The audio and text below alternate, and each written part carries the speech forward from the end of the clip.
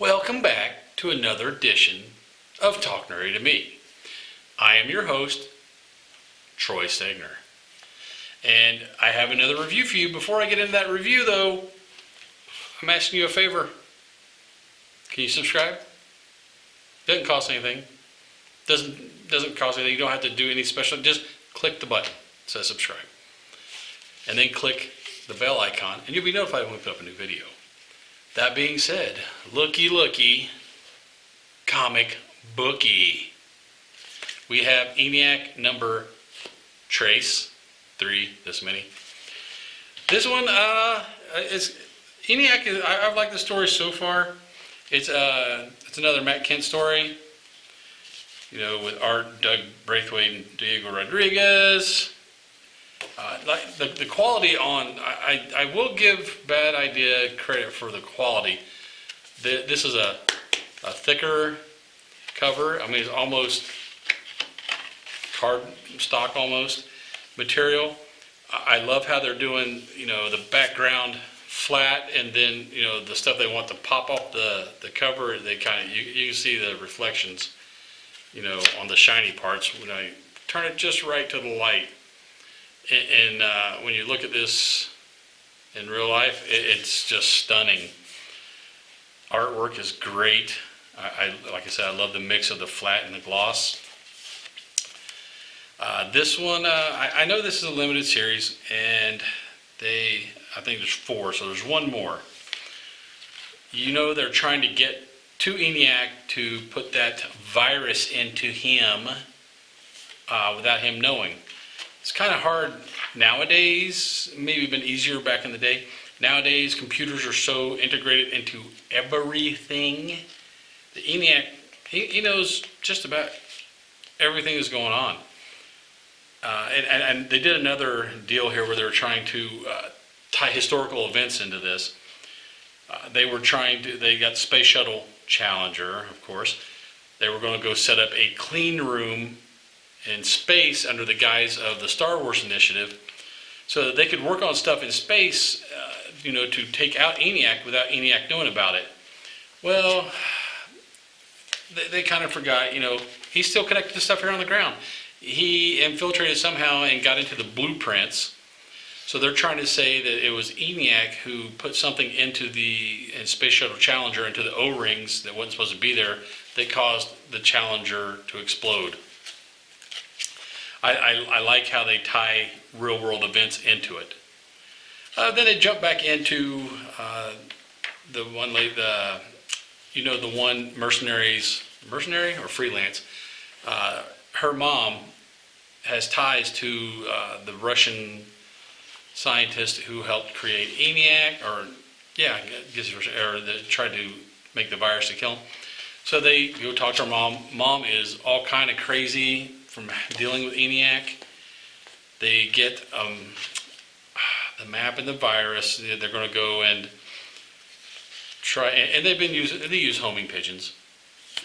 And they tie this also into history because they say the homing pigeon is a direct descendant of Mocker. I don't know. I watched a lot of documentaries, so I've heard of that before. Mocker was a homing pigeon who flew tons of successful missions during World War II. They used the homing pigeon because low tech. Low tech always wins over high tech. So whatever they sent on the homing pigeon couldn't be intercepted by ENIAC. They also are requesting the oldest plane the dude can have and find, and they tell him to strip out all the unnecessary electronics, you know, radios, everything. The homing pigeons, basically they were asking for reinforcements. They send reinforcements, and they get there, and these dudes are just equipped head to toe with everything. And they're like, oh no, this isn't going to work. They tell them to strip down. We're going to take all the electronic stuff off of you, and they have them stripped right here. And man, they were really generous with bald dude here on the end. You know, the rest of them have normal sized appendages. This dude is just packing. And the two girls are obviously not into men, they're into each other. So that doesn't bother them. Yeah, this dude is just, wow. I massively hung. Okay, so they get rid of all the electronics. They get in the plane. They land in Dalal, Ethiopia. You know, right up here. And obviously ENIAC was waiting for him. There's a big honking robot thing waiting for him. And the one guy, he wasn't impressed. He goes, oh, I can take this. And before he finished his sentence, he's sliced in half. So the rest of them go down looks like an old missile silo to try to get to ENIAC. They get down there and ENIAC has one of the rooms looks like one of the other mercenaries' old homes where he grew up with his dad, where his dad died, I guess, and he wasn't there for him. So he freaks out and he basically incapacitated. He sits down and cries. So ENIAC got rid of 2 people right off the bat, bam, bam. And they come up to the room, the server room, I guess. ENIAC was waiting for him. It says, welcome, Falk and Fletcher, which is their names. He knew they were coming. He even has a little thing where it says, basically insert your virus here. They're like, oh my God, he knew we were coming. Is this a trap, or is he just trying to play us where we won't do it? And it ends there. So they have one more issue, number 4, to either take out ENIAC or ENIAC's going to cause a nuclear holocaust.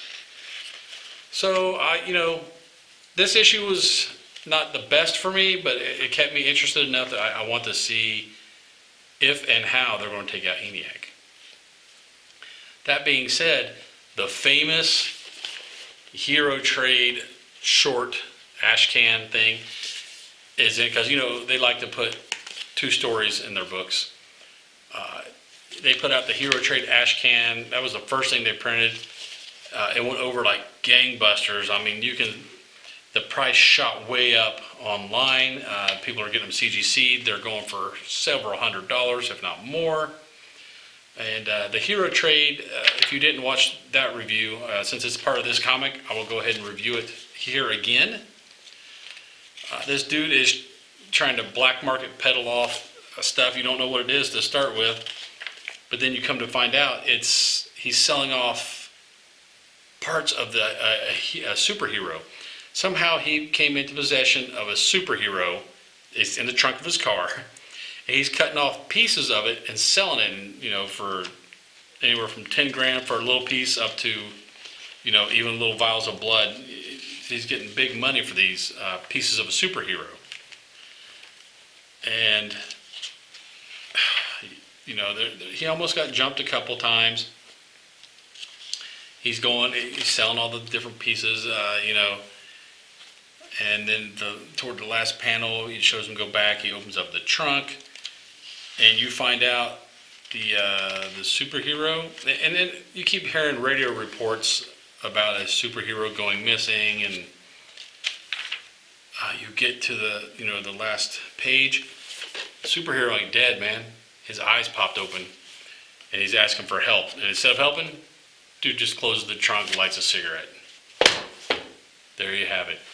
ENIAC number 3. Definitely pick it up. I don't know if I'd subscribe. You know, there's only one more issue left anyway. Definitely worth a read. If you like this video and you'd like to see more like it, subscribe to this channel, man. It helps with the metrics so much. I'd be eternally grateful. And while you're at it, hit that bell icon right there. And you'll be notified whenever we put up a new video. And until you see that new video, later, nerds. Get nerdy with me. Tell me what game that you get on.